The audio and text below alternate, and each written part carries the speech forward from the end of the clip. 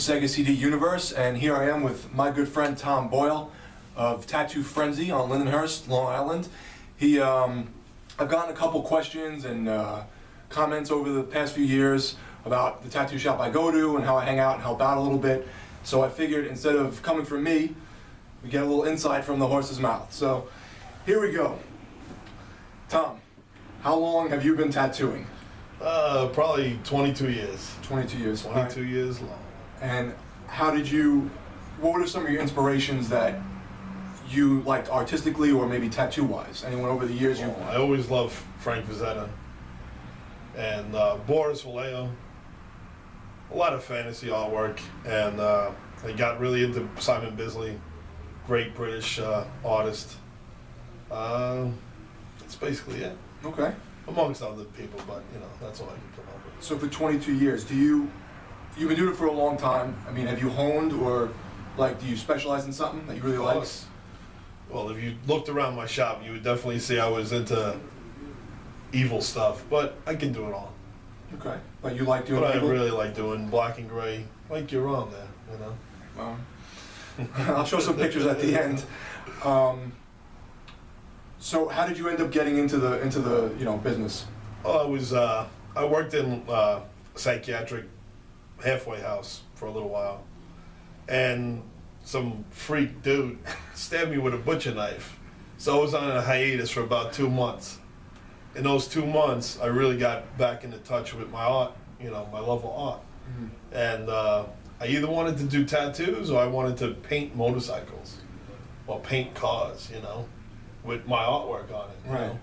And it didn't work out with the painting cars and getting up at 6 o'clock in the morning to go down to Mako and start sanding cars so I can eventually learn how to airbrush cars, mm-hmm. because I knew how to airbrush. Right.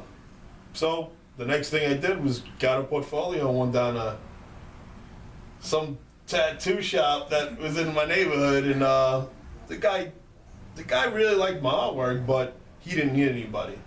So I had to go to other places, and eventually I heard that the original guys that were looking at my artwork that tried to hook me up with the owner, they left.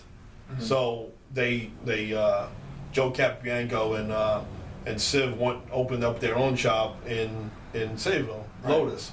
And I went back and I spoke to some other guy, and he told Cliff to take a look at my work, and he was into it. And that's 22 years ago. Big difference between painting cars and then painting permanently on someone's skin? Yeah, but you know what? I think it's cool because, I'm making permanent marks on people's skin, and I'm changing their lives, It's like you're actually changing people's lives by doing artwork on their skin. If you do shitty artwork, right, their body's gonna look bad. If you do really good artwork, it's gonna look good for them, and it's gonna translate what they have on the inside that they want the world to see. So. Right, because I mean, But it would have been cool, you can make money and do artwork in other fields. You don't have to do tattoo artwork, but that's what I chose. How would you recommend someone starting out who wants to get into the business? Constantly draw. If you cannot draw it, you cannot tattoo it.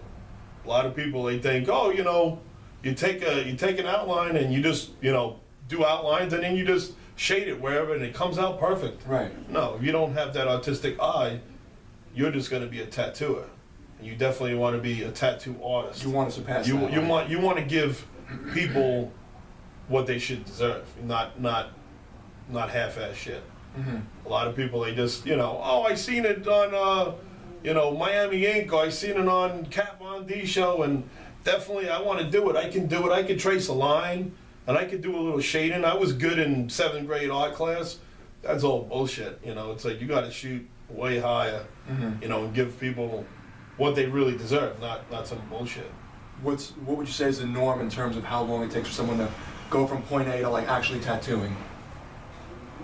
Some people can catch on in 3 months. I was doing decent tattoos in 2-3 months. Or I've tried to teach people how to tattoo, and after a year they still didn't do it. They still couldn't catch on. So, usually, after a certain period of time, you should just know that it wasn't cut out for you. Okay. Or you're doing really good artwork and you just want to keep it going. Gotcha.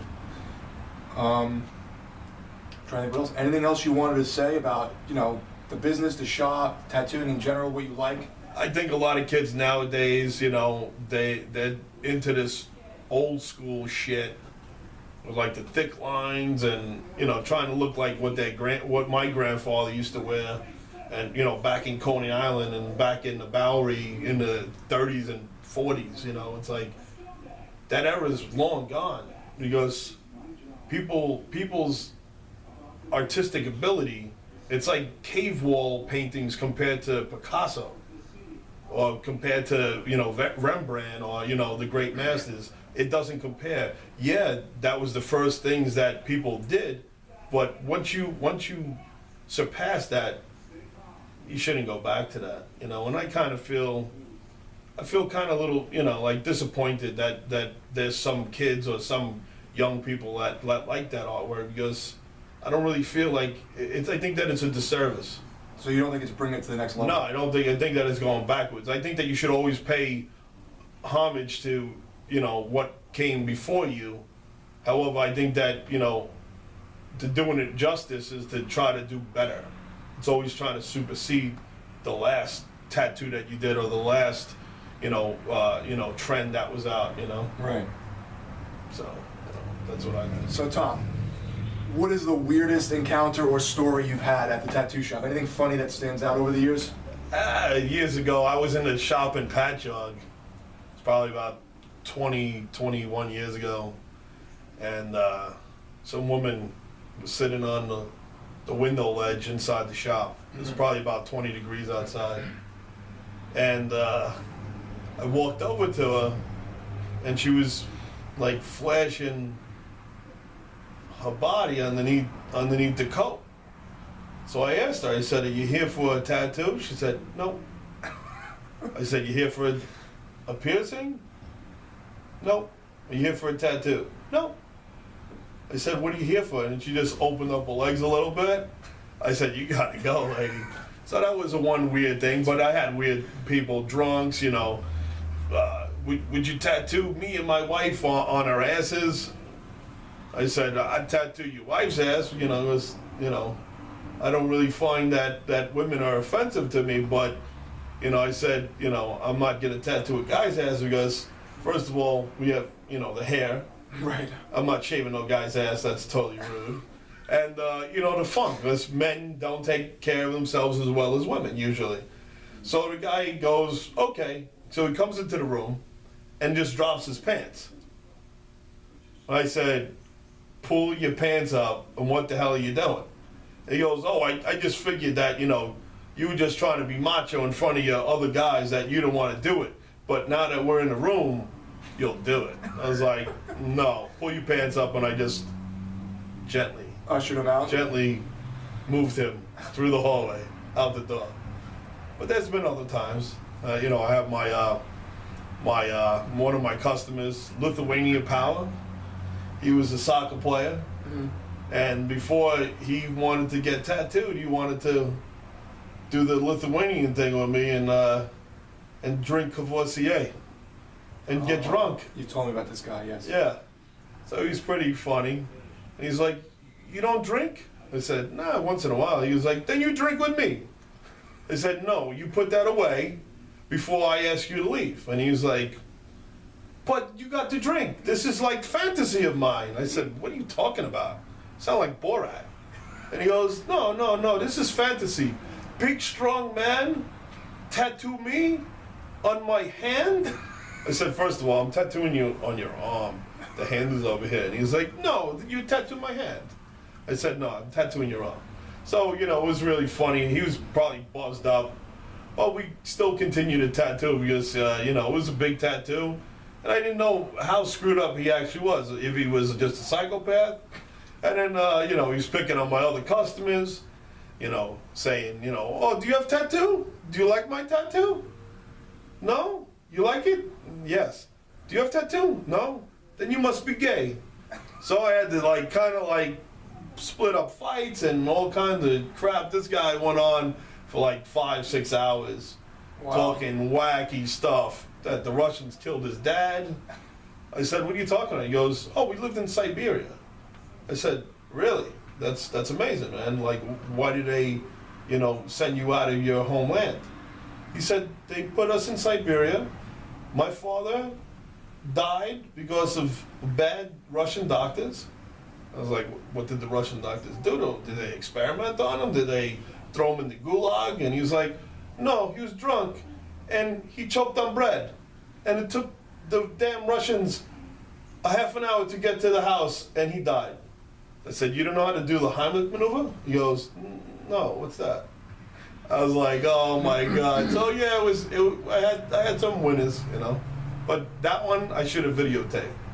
That one would have got me a CD Universe Award. I would have been like a couple million, man. Couple million hits. But yeah, it's always something.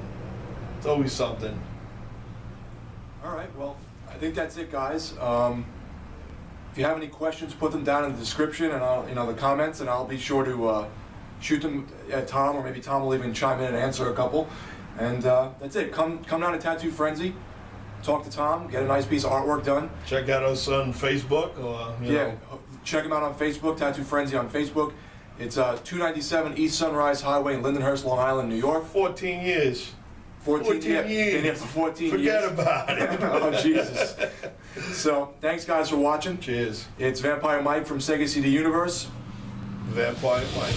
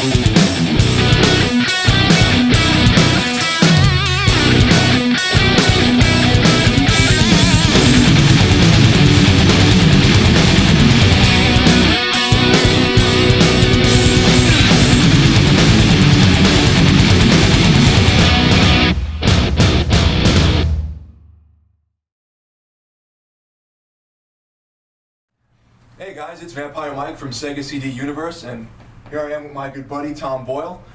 Thom is the owner and primary artist at Tattoo Frenzy here in Lindenhurst, Long Island.